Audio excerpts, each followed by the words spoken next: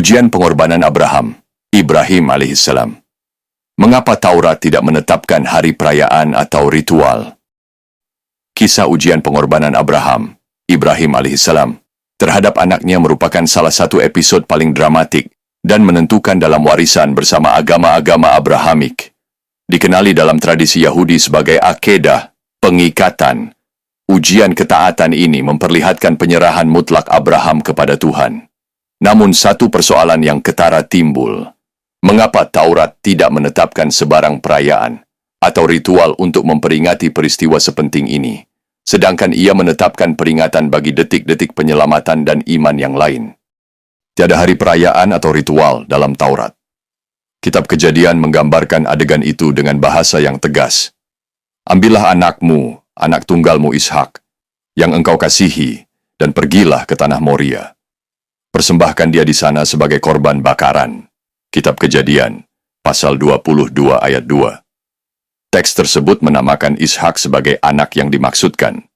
Namun, meskipun begitu penting, Taurat tidak memberi sebarang perintah untuk mengingati peristiwa ini dalam kehidupan ritual Israel.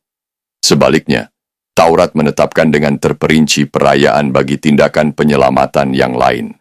Paskah mengingati keluaran, Eksodus. Syafuot memperingati pemberian Taurat, dan Sukot menandakan pengembaraan di padang gurun. Tetapi bagi peristiwa akedah, hanya senyap yang menyelubungi. Peringatan dalam Islam.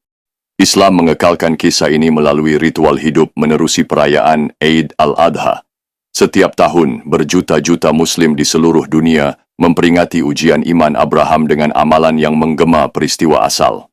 Kurbani, penyembelihan ternakan, mengingatkan penggantian dengan seekor kibas. Salat menyatukan umat dalam ingatan. Sedekah memastikan golongan miskin turut sama merasai hasil daging korban. Unsur sejagat menjadikan peringatan ini satu ibadah global. Dalam tradisi Islam, anak yang hampir dikorbankan dikenali sebagai Ismail, anak sulung Abraham. Maka, apa yang diingati oleh agama Yahudi hanya sebagai naratif, Islam abadikan dalam bentuk ritual dan amalan hidup. Teka-teki ilmiah. Ketiadaan hari perayaan dan ritual ini menimbulkan persoalan besar. Mengapa agama Yahudi, dengan kalendar perayaannya yang begitu kaya, mengabaikan peringatan peristiwa sebesar ini? Jika benar Ishak adalah anak yang diletakkan di atas altar, akhirnya terselamat dari penyembelihan, sama pentingnya dengan kisah Eksodus, patut diraihkan setiap tahun oleh umat Yahudi. Beberapa sarjana berpendapat bahwa kitab Kejadian, pasal 22 ayat 2, mungkin telah melalui proses redaksi. Dengan nama Ishak, dimasukkan menggantikan Ismail. Jika tradisi asal berpusat pada Ismail, ketiadaan ritual Yahudi untuk memperingatinya menjadi lebih masuk akal. Sebuah kisah yang asalnya dikaitkan dengan anak sulung Abraham, kemudiannya diubah, dan kesenyapan menjadi pilihan teologi yang paling selamat. Wawasan sejarah kritikal. Dari perspektif sejarah kritikal, ketiadaan hari perayaan dan ritual dalam Taurat itu sendiri boleh menjadi bukti kenangan awal yang telah berubah. Ada kemungkinan bahwa kisah asalnya meraihkan Ismail sebagai anak korban, satu pandangan yang kekal dalam tradisi Islam. Kemudian, para penulis kitab suci yang mahu mengukuhkan identiti perjanjian Israel melalui Ishak mungkin telah mengubah naratifnya. Hasilnya ialah sebuah teks yang menamakan Ishak. Tetapi kalendar ritual gagal untuk mengabadikan peristiwa itu, mencerminkan kejanggalan dalam tradisi yang telah melalui proses redaksi semula. Kerangka perbandingan. Perbezaan antara tradisi boleh dirumuskan begini.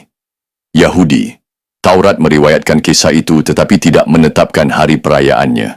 Akedah, pengikatan Ishak, diingati dalam doa dan tafsiran, tetapi tidak dalam bentuk ritual tahunan.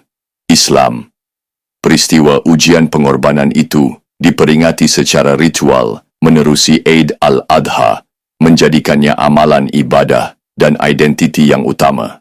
Sarjana, ketiadaan hari perayaan itu sendiri merupakan petunjuk yang mungkin menyingkap evolusi teks dan proses redaksi. Kesimpulan, kesenyapan Taurat sama bermaknanya dengan kata-katanya. Bagi Yahudi, kisah ujian Abraham hidup dalam ingatan, tetapi tidak dalam amalan ritual. Bagi Islam, ia menjadi peringatan tahunan yang utama, menyatukan umat sejagat dalam penyerahan kepada kehendak Tuhan. Bagi sarjana, ketiadaan hari perayaan dan ritual dalam Taurat memberi isyarat kepada lapisan lebih dalam tentang evolusi teks dan penulisan semula teologi.